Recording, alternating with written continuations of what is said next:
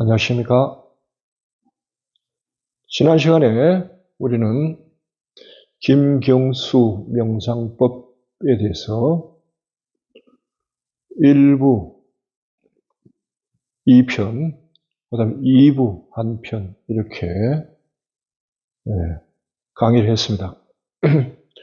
오늘은 그 명상을 통해 가지고 우리가 얻어야 하는 목표들이 뭔가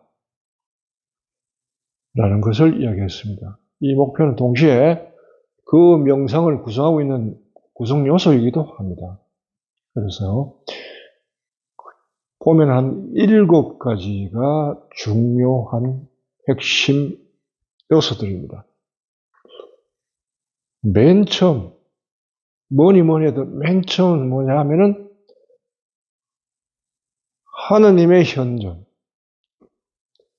하느님의 현존으로부터 모든 걸 시작합니다. 그래서 하느님의 현존인데 어떤 하나님이냐? 과거의 기억 속의 하나님이냐? 사도들이 만났던 하나님이냐? 성경에 기록된 하나님이냐? 아니요. 여기서 우리가 찾는 하나님은 지금 살아계시는 하나님. 살아계신다는 말을 잘 이해해야 돼요. 예수님이 부활하셨다는 뜻은, 부활이 가지는 의미는 살아나셨다는 것이고, 이전에도 살아계셨던 분이 죽음을 넘어서가도 계속 살아계신다는 뜻이에요. 살아있다는 데 방점이 놓이는 겁니다. 그리고 살아계시는 하나님이기 때문에 지금도 살아계신, 마치 뭐랄까요? 2000년 전에 제자들이 만나 뵙던 그분을 지금 내가 성경을 통해서 그분들의 기억을 더듬어서 만나는 게 아니고 지금 나의 현장에서 곧바로 만날 수 있는 하느님. 이런 분이 살아계신 하느님. 그래서 명상은 반드시 살아계신 하느님을 목표로 한다는 거. 이걸 절대적입니다. 그리고 살아계신 하느님을 만나는 것은 직접 만나는 겁니다. 누굴 통해서 만나거나 어떤 예식을 통해서 만나는 게 아닙니다. 하느님께 곧바로 곧바로 다가가서 만난다. 만날 수 있다. 왜? 살아계시니까. 그래서 살아계신 하나님을 목표로 한다는 점은 늘 잊지 마십시오. 여러분 명상할 때 뭘 지향해야 되는가? 나는 지금 어디로 가야 하는가? 이 명상을 통해서 나는 어디를 향해 가야 되느냐? 딱 하나의 목표뿐입니다. 살아계신 하나님, 지금 살아계시는 내 앞에 현존하시지만 내가 보지 못하는 하나님, 그분을 만나러 가는 겁니다. 그 이외에는 어떤 것도 우리의 목표가 될 수가 없습니다. 이걸 분명히 하셔야 됩니다.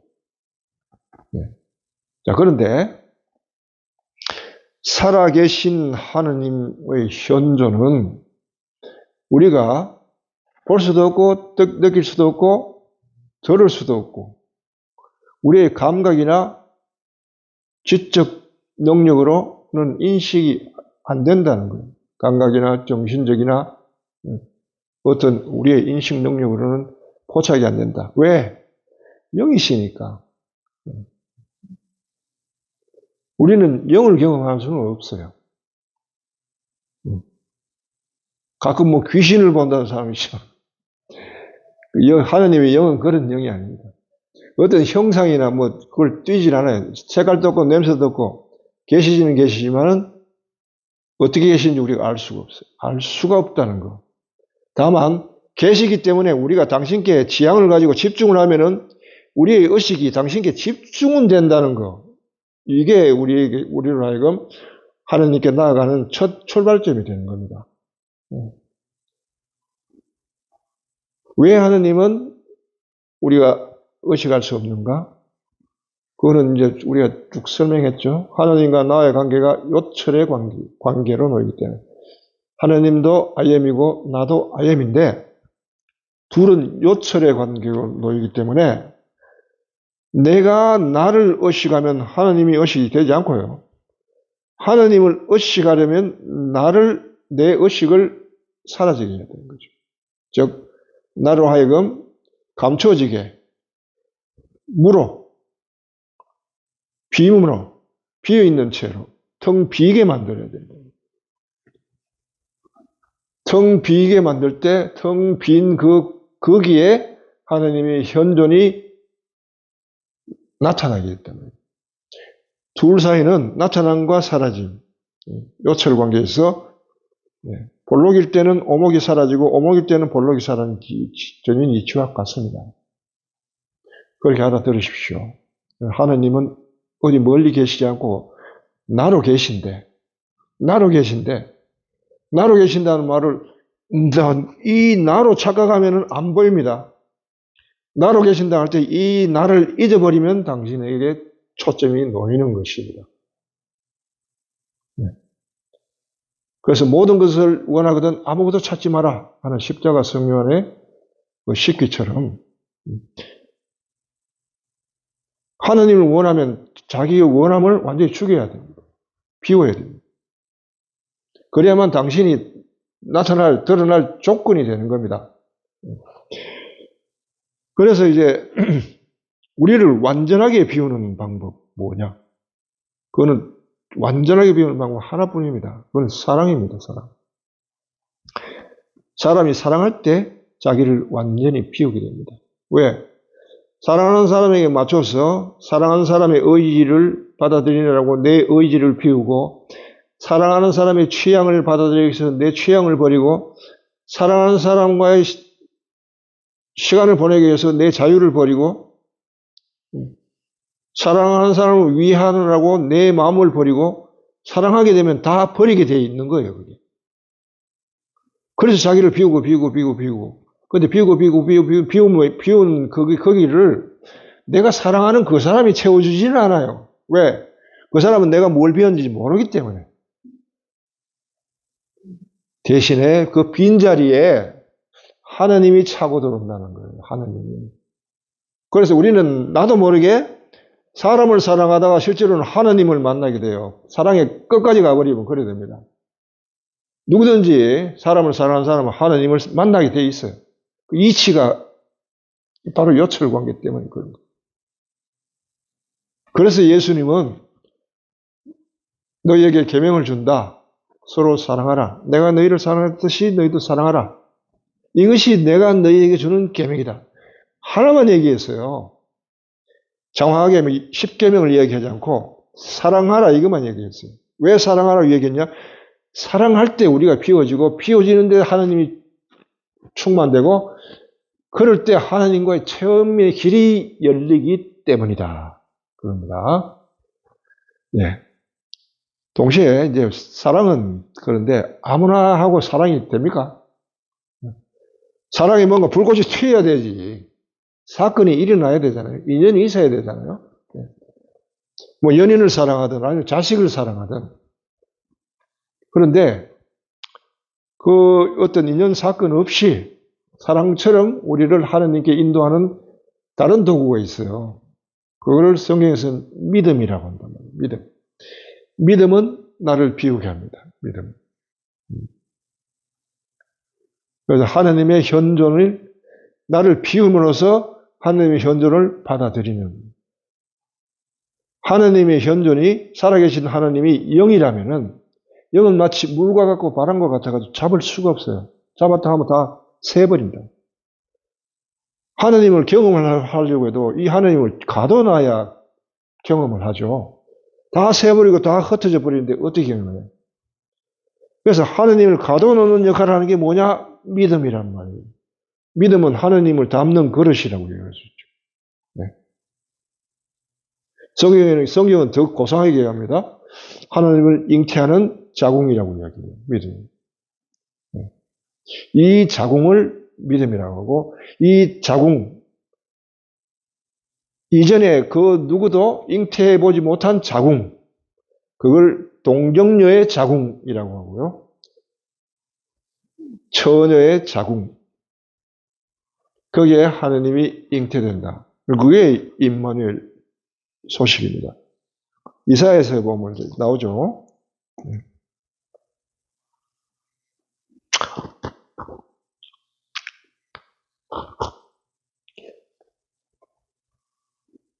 젊은 여인이 잉태하여 아들을 낳고 그 이름을 임마누엘이라 할 것이다. 예. 젊은 여인이 잉태한다. 이 젊은 여인이라는 말은 좀 안 맞아요. 예. 늙은 여인도 되거든요. 이 젊은 여인 상징은 이제 옛날 뭐 처녀, 남자를 모르는 여자, 여인의 자궁. 그것이 영을 담는 그릇이라고. 하나님이 거기에 내리신다. 어떻게 그래 됐냐? 당신이 그걸 계획하셨다고. 그 위에 보면요. 이사야서 보면은 주님께서 아하즈에게 다시 이르셨다. 너는 주 너희 하나님에게 표징을 청하라. 저성 깊은 곳에 있는 것이든 저 위 높은 곳에 있는 것이든 아무거나 청해라. 그러자 아하즈가 대답합니다. 저는 청하지 않겠습니다. 저는 주님을 시험하지 않겠습니다. 그러자 이사야가 짜증을 부립니다. 다윗 왕실은 잘 들어라. 너희들은 사람을 성가시게 하는 것도 부족해서 하느님마저 성가시게 하려느냐? 그러면서 보아라. 이제 처녀가 잉태하여 아들을 낳을 것이니 그 이름을 임마누엘이라 하리라. 그 아이가 나쁜 것을 물리치고 좋은 것을 선택할 줄 알게 될 때 그는 엉킨 젖과 꿀을 먹을 것이다. 이렇게 이제 하나님이 표징을 보여주겠다는 거예요. 당신이 계획하셨다는 뜻이에요. 아무도 하나님을 살아계신 하나님을 찾지 않으니까 예나 지금이나 똑같아요. 예. 살아계신 분을 직접 만나겠다고 용기 있게 나서는 사람이 크리스찬 중에도 드물단 말이에요. 뭘 통해서 자꾸 만나요. 미사를 통해서, 예배를 통해서. 아니면 신부를 통해서, 목사를 통해서. 왜 직접 만나지 못해요? 직접 만나는 길을 열어놓고 기다리고 계신데도 오는 사람이 없어. 직접 가세요, 직접. 그거를 하나님께서 원하시고 계획을 세웠단 말이에요. 이제 보여주겠단 말이에요. 내가 이제 직접 여러분들이 나에게 와서 너희들이 나를 와서 직접 나를 만나는 길을 내가 펼쳐 보이겠다. 요구해라, 요구. 그겁니다. 그래서 이거는 하나님의 뜻이고요. 이 계획을 세우시고 인간으로 하여금 하나님을 직접 느끼는 차원까지 구약에서는 하나님을 알 수가 없고 느낄 수도 없어요. 불가능한 얘기였어요. 오직 하나님께서 새로 계획해서 믿음 안에 당신의 영을 잉태해서 아들을 낳게 하고 그 아이의 이름이 임마누엘. 우리가 영을 잉태한다는 거예요. 내 안에 영이 들어오면은 내가 내 몸으로 그분의 택기를 느끼잖아요. 그렇게 안다는 거, 그렇게 느낀다는 거예요. 그 차원이 다릅니다. 여기에 굉장히 좋은 예가 있는데 여러분들이 루카복음 한번 가보면요. 여기 보면은 성모 마리아에게 이제 가브리엘 천사가 방문해서 임마누엘을 선포합니다. 그 부분인데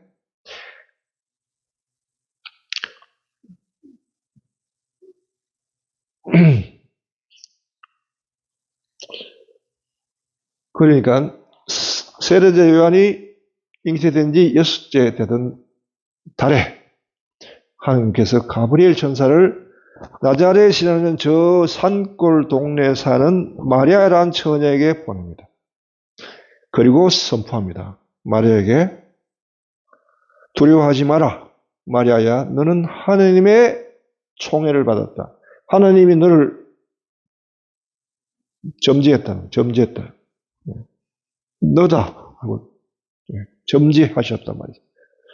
보아라, 이제 네가 잉태하여 아들을 낳을 터니 그 이름을 예수로 하여라. 그분께서는 큰 인물이 되어 지극히 높은 분의 아들 아드님이라 부를 것이다. 라고 이제 얘기를 하자 마리아가 깜짝 놀랍니다. 예? 저는 아직 남자를 모르는 몸인데 어떻게 잉태가 가능합니까? 당연한 질문 아닙니까? 잉태는 여자가 남자를 알아야 잉태가 되는 거지 남자도 없이 어떻게 잉태돼요? 그러자 가브리엘 천사가 이야기합니다.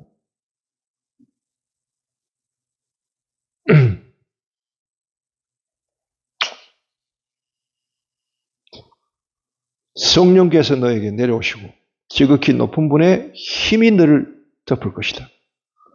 그러므로 태어날 아기는 거룩한 분 하나님의 아드님이라 부를 것이다. 즉 성령이 내려오셔가지고 거룩한 힘이 너를 덮을 것이다. 영이 너에게 내려와서 너의 자궁에 잉태될 것이라는 뜻입니다. 마리아는 물론 상징입니다. 실제 인물이지만은 동시에 상징이죠.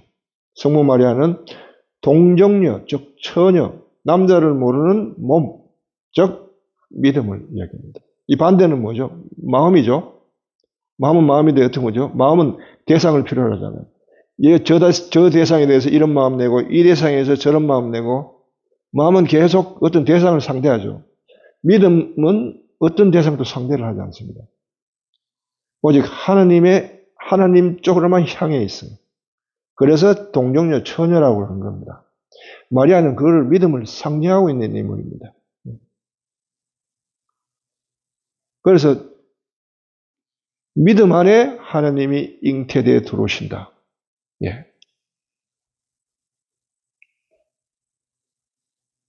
그래서 성모 마리아께서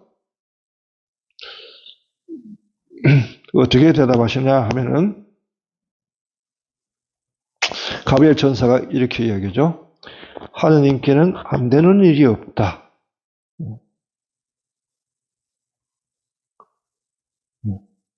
하느님께는 불가능한 일이 없다 하고 하자 마리아가 그렇다면 그 말씀대로 저에게 이루어지기를 원합니다 하고 자기 의지 뜻을 비우죠. 이게 믿음의 행위입니다. 이해를 못하겠다? 오케이. 하나님께서 하시니까 내려놔요. 그래서 나 처녀인데 나 결혼도 안 하고 아이를 가지면 나는 인생이 어떻게 될까? 어떻게 되든 하나님께서 알아서 하신다. 하나님께서 알아서 하신다 하고 자기를 비우면서 그 자리에 하나님의 영이 내린단 말이죠. 이렇게 해서 하나님의 현존이 우리에게 오십니다. 이걸 이제 자기의 믿음을 상기시켜서 믿음이 실제로 행위로 나아가게 하는 그것을 내가 뭐라고 했냐? 스위치라고 했단 말이에요. 스위치를 켜면 현존, 등불이 들어온다, 불이 들어온다. 뭐 현존을 받아들인다는 거예요. 그래서 성모 마리아께서는 아마 이 사건을 상기시키기만 하면은 당신 안에 불이 확 들어올 거예요. 피앗이란 말인데 이게 그대로 이루어지십시오 하는 말이 피앗이거든요. 라틴어는. 피앗. 이 말씀만 떠올리면은 당신의 마음이 확 열리면서 하나님을 받아들이고. 우리가 살다 보면은 우리가 이해할 수 없는 일들이 많죠. 부지기수죠. 게다가 믿는 사람이라고 해가지고 다 자기가 이해될 수 있는 일이 벌어지나요? 도대체 이해할 수 없는 일도 벌어지고요.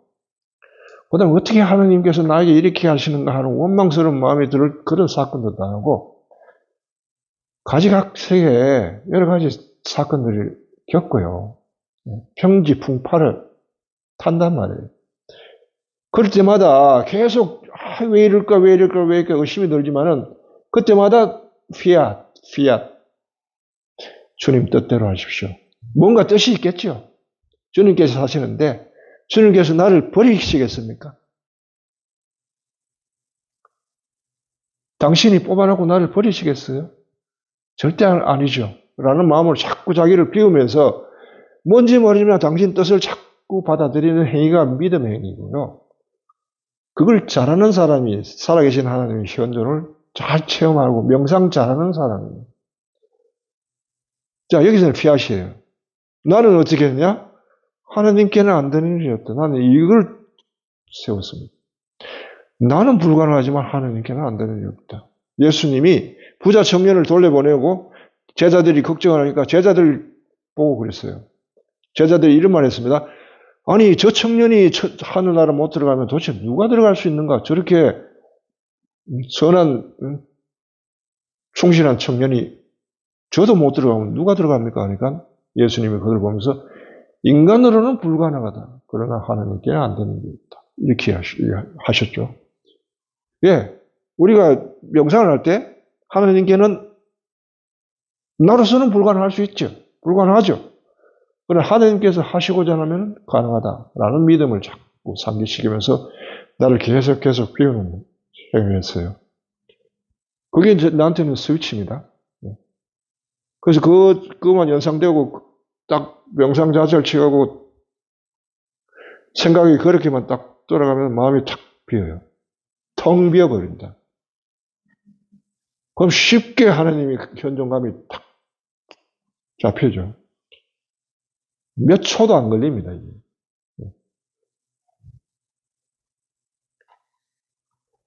그렇게 각자마다 스위치가 있단 말이에요. 굳이 스님 같은 경우에는 손가락 하나 내미는 게 이게 자기 스위치입니다.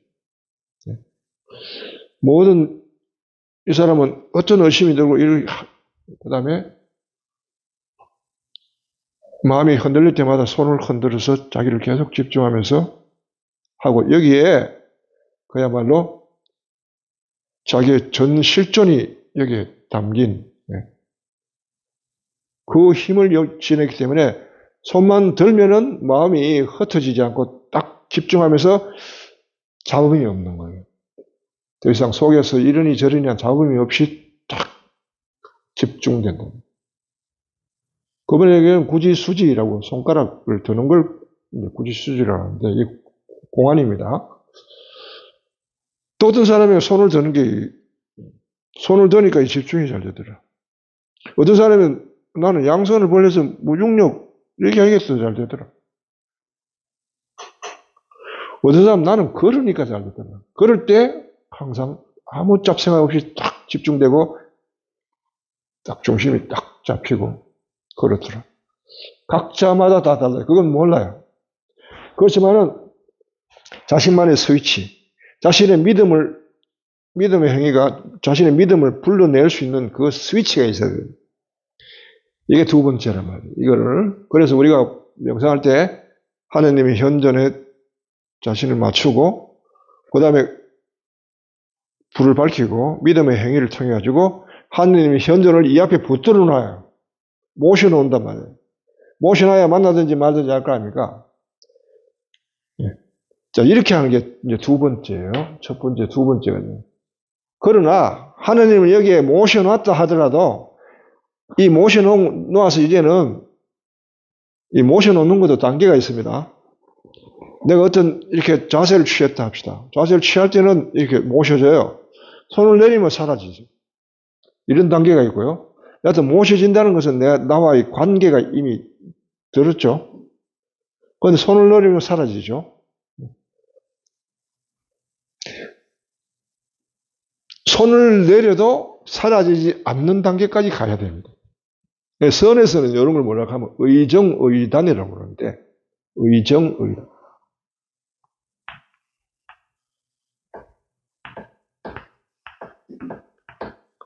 선에서는 의식을 화두를 의심을 합니다.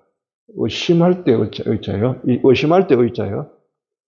의심한다는 것은 보이지 않는 대상에 자기의 관점을 초점을 맞춰요. 의식을 맞추면은 속으로 생각이 날 거 아닙니까? 니 지금 뭐 하는데? 어디를 향해 있는데? 아무것도 없는데 뭐 하는데? 하는 의심이 자꾸 일어나고.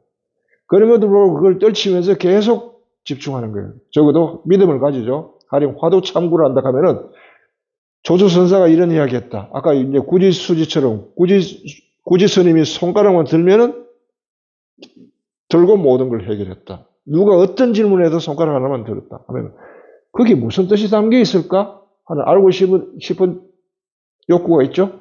알고자 하는 욕구. 그러면서도 한편으로는 의심이 돌아오죠. 글쎄 그게 뭐가 있을까? 어? 자꾸 뭘 좀 하려고 하면 자꾸 옆에서 들고 일어나는 의심들이 많이 일어납니다. 그럼에도 불구하고 마음으로는 어떻게 처리해요? 그래도 뭐가 있을 거 아니냐. 어? 그분은 깨달은 분이니까 그분이 하신 말씀이니까 뭐가 있을 거 아니냐 라는 말로 의심을 자꾸 쳐내잖아요. 일어나는 의심을 쳐내고 우리는 의심을 쳐내면서 계속 집중을 하다 보면은 의정, 일어난 것에 대해서 관계가 생긴다는 거예요. 느낌이, 이 느낌 차원을 알아도 뭐랄까요? 있음에 대한 감은 있다고, 있음에 대한 감. 눈앞에 있음을, 현존에 있음에 대한 감이 있다고. 그런데 아까처럼 손을 들면은 나타났다가 손을 놓으면 사라진다. 손을 들면 있다가 손을 놓으면 사라진다.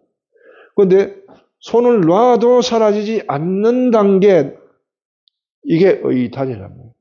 이 단은 덩어리 단자거든요. 덩어리처럼 단단해지가 딱 있다.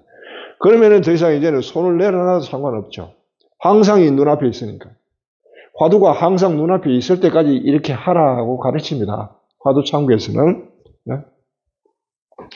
여기도 마찬가지라고. 하나님의 현존을 의단이 될 때까지 내가 눈앞에 현존할 때까지 계속 반복해서 하면서 내가 어떤 스위치를 이미 내가 하던 스위치를 켜게 하는 행위를 그만두더라도 하나님께는 안 되는 일이 없다 하고 계속 속으로 내다가 이 말을 그만두더라도 그대로 눈앞에 현존이 느껴져야 돼요. 네.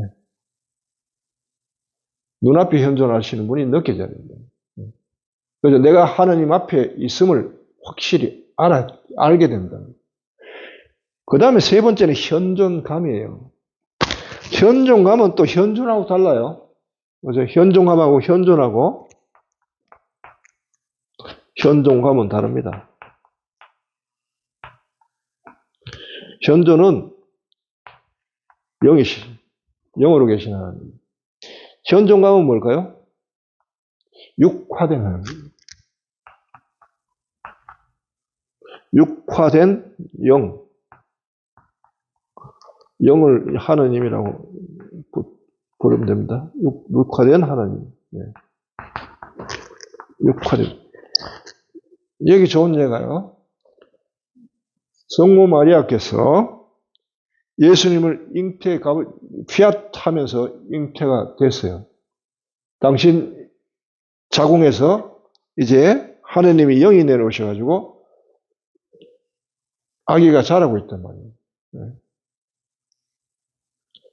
자라고 있지만은 금방 아기가 내 뱃속에 있는 아기가 느껴집니까? 네. 여러분들 엄마 되시는 분들, 아기 임신하고 낳고 하시는 분들 아마 임신한 줄 아는 것은 아마 입덧하고 산부인과 가면 2달 됐습니다, 3달 됐습니다 하지 않나요? 이미 이전에 이미 잉태됐는데도 나는 몰라. 감이 없어요. 입덧하는 거 보고 알아요. 내 애가 뱃속에서 발을 차고 활동하는 것이 느껴지는 거. 그거는 언제쯤 되나요? 적어도 한 5, 6개월 돼야 되지 않나요? 잘 모르겠는데. 그쯤 될걸요. 그때 됐어야만 현존감을 느낀다. 현존감은 내 안에서 활동하시는 하느님에 대한 감이에요. 이게 하느님이 믿음 안에 들어오시고 내 안에 오셨어요. 내 안에 믿음 안에 계시니까 내가 믿음을 계속 유지하는 하느님의 현존은 여기 계세요. 현존이 계시지만 현존에 대한 느낌 있죠. 느낌을 가지기까지는 시간이 걸린다고요. 시간이. 그때까지 계속 하느님의 현존을 놓치지 않고 중단하지 않고 끊어지지 않고 계속 거기에 집중하고 있어야 되는 거죠. 성모 마리아께서도 현존감을 느낄 때까지 몇 달이 걸렸어요. 네.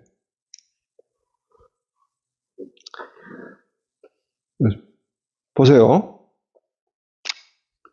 그 무렵 마리아는 길을 떠나 유다 산악 지방에 있는 한 고을로 갔다.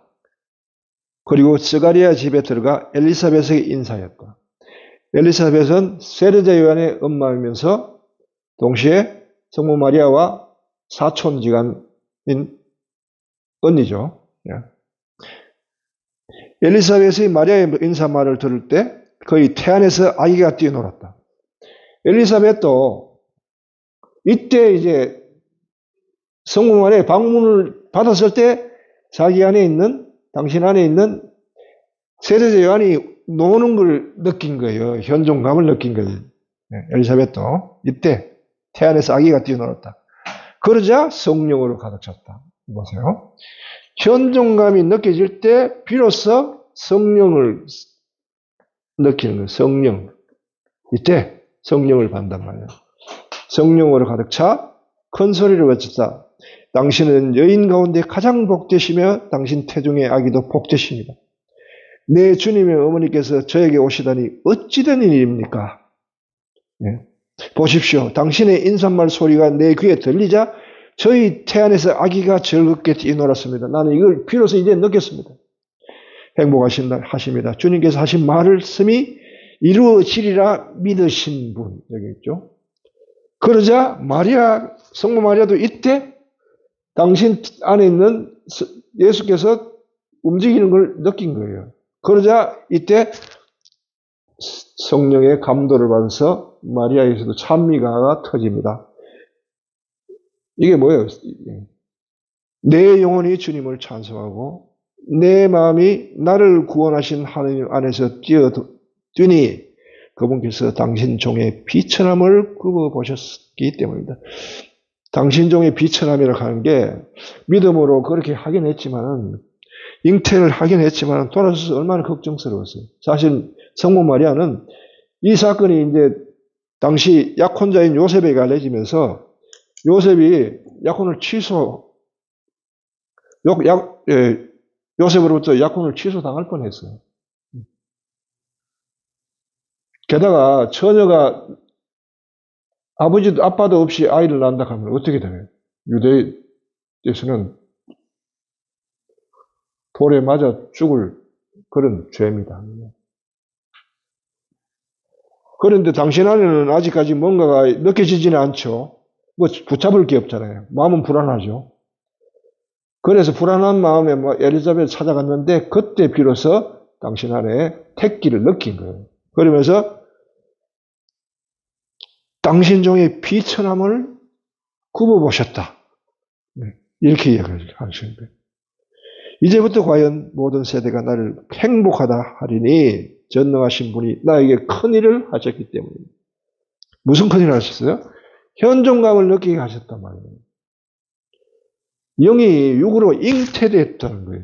이 신비가 육화의 신비, 이게 예수 그리스도를 통해서 오시는 하나님의 은총 선물이고 이것은 구약에는 없었죠. 오직 예수 그리스도를 통해서만 오시고, 즉 영이신 분이 우리 안에서 몸으로 우리가 느낌을 가질 수 있게 우리와 함께 하러 들어오신 그런 신비란 말이죠. 예. 자, 이게 불교 따지면 이게 마리아의 노래가 뭐예요? 오도송입니다. 오도송. 깨달은 사람이 이후에 자기 깨달음을 노래하는 마리아의 오도송이 되죠.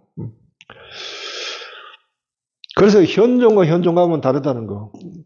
많은 사람이 어디 한번 해보자고 이렇게 하고 여기까지는 하는데 이거 하다가 현존감을 느낄 때까지 버티지를 못해요. 지루해지죠. 네. 여기에 대한 비유가 또 성경에 있습니다. 10처녀의 비유라고 아시죠? 10처녀가 있었는데 5처녀는 기름을 준비하고 5처녀는 기름을 준비 안 하고, 여하튼 10처녀가 기다렸어요. 신랑을 기다렸단 말이에요. 현존감이 오기 때까지 기다렸대요. 그러다 잠들으잖아요. 10처녀 다 잠들거든요. 그래서 어떤 시기에 현존감이 나에게서 이게 터질지 알 수가 없어요. 그때까지는 참고 인내하고 기다리면서 꾸준하게 계속 이 기도를 해 가야 되는 것입니다. 그래서 현존감만 터지면은 그때는 이제 그게 이제 성령으로 거듭나는 일입니다. 여러분이 성령이 거듭나는 일과 여러분 안에 예수 그리스도에 대한 현존감이 생기는 일이 같은 일입니다. 네.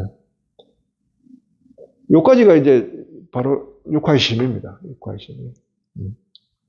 그리고 이 세 가지가 핵심이에요. 이 세 가지가 핵심이고, 이게 되면은, 그 다음에 이제 열리는 게, 그 다음에 이제 따라오는 이제 은총들이 있죠. 네 번째가 관조하는 눈. 이건 그냥 눈이 아니고요. 전지전능한 눈입니다. 신적 능력을 갖춘 눈입니다. 그리고 이 관조하는 눈은 명상에서 일어나는 모든 문제를 내려다보면서 무엇을 어떻게 해야 될지, 어디로 가야 할지, 내 안에서 벌어지는 문제를 어떻게 해야 될지를 다 일일이 가르쳐주고 안내하고 해주는. 그러니까 이 관조의 눈이 생기면 누구한테 물을 필요가 없는 거예요. 서성이 필요가 없다고요. 자기 내면 안에 서성의 눈이라고. 서성입니다. 이 서성을 따라서 그 다음 같이 살아가는 겁니다. 서성이 안내하는 대로 따라갑니다. 명상할 때 명상 안에서 인도하십니다. 이 눈이 생기는 한 여러분은 명상은 실패를 하려고 해도 실패할 수가 없어요. 매번 명상은 효과를 내고 결과를 냅니다. 그뿐만 아니고 생활 속에서도 평생을 나를 이끌어 주셔요. 스승이니까. 여기 가라 저기 가라 이거 보아라 저거 보아라 여기 만나봐라 저거 만나봐라. 어떤 때는 느닷없이 내 귀에 대고 불현듯이 이것이다. 알려주고 가르쳐주고 안내하고 인도하시죠. 네. 관조의 눈을 얻게 됩니다. 얻어야 되고요. 그 다음에는 이제 경청하는 귀를 얻게 됩니다. 이 경청하는 귀가 있어야 여러분은 성경을 볼 때요, 환히 열려볼 수 있어요. 마음이 텅 비어요. 그리고 어떤 선입견이나 편견 없이 있는 그대로를 속뜻이 읽힙니다. 사람을 보죠? 그 사람의 말을 들으면은 그 사람의 생각, 느낌들, 그 사람이 말할 때 그 마음, 그것이 찬찬히 다 보이고 만져질 정도로 느껴집니다. 굉장히 순결하고 텅 빈, 순결하고 순수하고 청정한 그런 마음을 느끼게 되죠. 이걸 동심이라고 합니다. 동심. 성경에서 얘기하는 어린아이를 축복하시는. 또 예수님 그런 이야기 하셨죠? 들을 귀가 있는 자는 알아들으라. 어린아이들은 무슨 이야기도 엄마, 아빠가 얘기하면 있는 그대로 받아들여요. 정말 그런 줄 알아요. 거짓말을 못합니다. 어린아이들은. 다 받아들이니까. 이처럼 이제 경청하는 귀를 얻게 됩니다. 그 다음 또 하나 얻어야 되는 게 의로움. 이건 빛과 같습니다. 의로움은 에너지입니다. 이 의로움을 얻게 되면요, 평생을 하나님을 섬기고 평생을 명상을 해도 여러분 지치지 않아요. 정말 에너자이즈입니다. 한 번도 실정난 적이 없고 명상을 해도요. 한 번도 하나님을 따르는 일에 게으른 적이 없고 귀찮다, 그만 가겠습니다, 이런 거 없습니다. 언제든지 다 잡아 나서고 하나님의 뜻을 이루기 위해서 애를 쓰고 하는 그 동기가 여기서 나옵니다. 마지막으로는 안식입니다. 쉼. 이 쉼은 뭐랄까요? 이 쉼에서는 비로소 이 눈이 감깁니다. 눈은 일을 하죠. 네. 내가 눈을 뜨고 뭐 보고 하면은 그 다음 일을 하게 되잖아요. 의식하게 되고. 이게 감기게 돼요, 쉼이에요. 더 이상 이제 할 일을 다 했다는 거죠. 창세기로 치면, 창세기 1장으로 치면 7째 날인 것 같습니다. 쉼, 안식. 예. 그러면서 성령의 바람을 느낍니다. 예. 바람을 느끼게 되죠, 이때. 영을 직접 느낍니다. 이런저런 거 없이 몸으로, 피부로 느낄 수 있습니다. 자, 이렇게 7가지 목표들에 대해서 여러분들이 얻어야 되는 거, 당연히 얻어야 되는 거. 그래서 여러분들이 지금 어디쯤 있는지, 여러분의 명상 수준은 어느 정도 있는지 한번 체크해 보시고요. 여러분이 이미 여기 중에 얻은 것도 있고, 얻지 못한 것도 있고. 얻지 못한 것은 청하십시오. 하나님이 기꺼이 주시겠다고 이미 내놓으신 것들. 찾아가세요. 지거도 못 찾아 먹으면 그 뭐라고 합니까? 사람들이 뭐라고 그래요? 덩신이라고 그러지. 가져가세요. 가져가라고요. 내놓았어요. 찾아가라고.